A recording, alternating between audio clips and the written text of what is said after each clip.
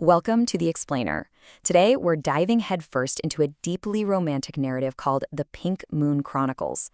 We're going to break down the core emotional beats of this story and see exactly how it uses a few simple, really beautiful elements to tell a tale about patience, hope, and destiny. I mean, we've all read stories that try to capture that lightning-in-a-bottle feeling of a meant-to-be romance, right? But as you'll see, this one does it with such incredible, quiet grace. Let's get right into the heart of it. Okay, let's start with the story's most defining desire, to find someone who brings peace to the heart. This singular line instantly sets up the emotional stakes right from the very beginning. It tells us right away that we're not just dealing with superficial attraction here, or some fleeting crush. It's about a profound search for deep, internal tranquility. It totally grounds the entire narrative in a pursuit we can all relate to, Finding that one person who makes all the noisy chaos of the outside world just kind of fade away. All right, Section 1, The Meeting of Dreams. So the story drops us into this perfectly atmospheric scene right from the jump.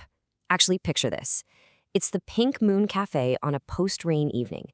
You know that specific, almost magical quiet that falls over a city after a really heavy downpour? The streets are glowing, bathed in these soft pink lights, with gentle music playing in the background. And right here, we meet Asha. She's sitting alone in a pink dress, completely lost in her own world, just writing her dreams down in a notebook. It establishes this beautiful, quiet vulnerability that instantly makes you care about her. And boom, this is where the spark happens. Ahad steps into the cafe, just trying to escape the heavy rain outside.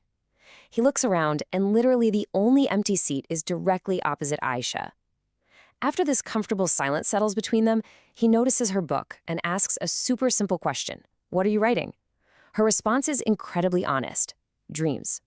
Now, he doesn't brush it off or make a joke about it. Instead, he asks her to write down his dream too, which is to find someone who brings peace to the heart. In an instant, their guards are just completely down, and a genuine connection is forged. Moving right along to Section 2, A Blossoming Connection. Now, this relationship absolutely does not happen overnight. It steadily escalates in the most natural way possible.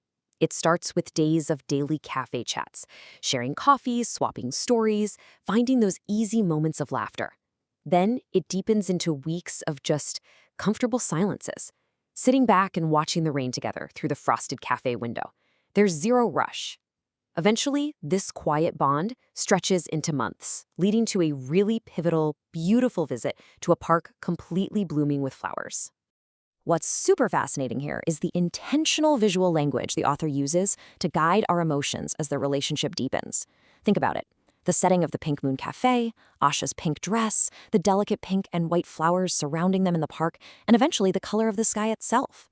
The color pink acts as this constant, vibrant thread tying all their experiences together. It's intentionally used to symbolize destiny, softness, and the undeniable blossoming of their love. It's like a subtle little nod to the reader that everything in their world is perfectly aligning. So surrounded by all those blooming flowers, Asha looks around the park and remarks, "This place is so beautiful." And Ahad, he doesn't even miss a beat. He looks right at her and simply replies, "Less than you." Wow. It's such a punchy, pivotal moment. In that exact instant, the comfortable silence between them becomes entirely loaded with romantic meaning. It's literally the point of no return, where Asha consciously realizes her growing affection, and their friendship officially crosses over into something so much deeper.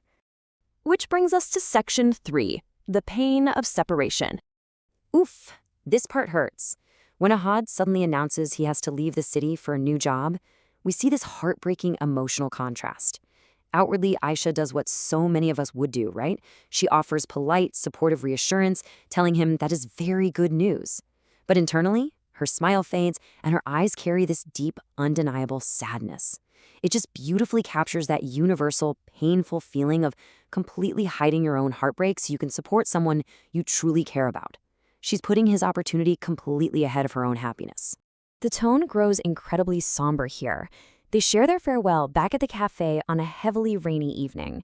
It totally mirrors the weather of their very first meeting, but this time, the rain feels burdened with a heavy sadness rather than that initial serendipity. Right before leaving, Ahad gives her a small pink locket as a token of his memory. It's a tiny gesture for sure, but it keeps that core visual motif of their destiny alive, ensuring that even in his physical absence, their bond remains tethered. Aisha, finally letting her guard down and showing her true fear, asks quietly, what if you forget me? I mean, it's the ultimate question of anyone left behind, isn't it? Ahad's response is deeply moving. Some dreams are never forgotten. He's not just offering some hollow reassurance to make her feel better in the moment. He's intentionally framing their connection as a permanent reality. He is actively tethering their shared past back to that notebook of dreams from their first meeting, promising that what they have is unforgettable. What follows is a painful but incredibly devoted progression of time. Months drag slowly by. Yet, Ayesha maintains her fierce loyalty through these hopeful, daily rituals that anchor her to his promise. She visits the very same cafe every single day. She wears the pink locket constantly, keeping him close to her heart. And most poignantly, she continues writing in her notebook, but now she writes Ahad's name on every single page. Her devotion practically becomes her daily practice. She turns her waiting into an act of profound love. And finally, Section 4, a beautiful reunion. As those difficult months stretch on, this quiet tension really builds up in the story. Both Aisha and we, as the audience, are forced to ask a really tough question. Would he actually remember her, or was it all just a fading dream? It's so easy to make promises in the emotional weight of a goodbye. But distance and time, those are the ultimate, unforgiving tests of the profound connection they had built. Then, the suspense breaks perfectly. The narrative doesn't need grand, cinematic gestures or overly dramatic prose to make a huge impact here. The cafe doors simply opens. He returned. Ahad is standing right there in the doorway, looking across the room at her with that exact same familiar smile that started the whole shebang on that first rainy evening. It's a quiet moment of absolute triumph. When Ayesha, completely overwhelmed and with tears of joy in her eyes, asks if he really came back, Ahad gives an explanation that brings the entire narrative full circle. He tells her, "I couldn't leave my most beautiful dream." It proves that the shared dream they discussed over coffee so many months ago was completely unbreakable. He hadn't just remembered her. He literally realized he couldn't live his life without her.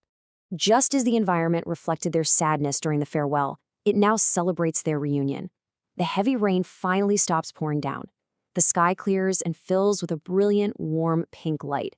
The world around them perfectly mirrors the peace and destiny they have finally secured in each other, bringing that gorgeous visual motif to its absolute peak. The storm is past, and clarity has finally arrived. In the final moments of the story, Ahad takes Aisha's hand and makes a beautiful, lasting promise. Now we will write new dreams together. This is such a stunning thematic evolution. The solitary act of Aisha writing in her notebook completely alone has transformed into a shared future. They aren't just dreaming as isolated individuals hoping for connection anymore. They are actively building a life side by side. As we wrap up this explainer, the story of Ayesha and Ahad leaves us reflecting on our own desires, our patience, and the meaningful connections we deeply seek. It reminds us of the sheer power of holding on to hope, even when the weight feels absolutely unbearable. So I'm going to leave you with this final thought today. What beautiful dreams are you writing in your own notebook? Thank you so much for joining me. Keep seeking those connections and keep dreaming.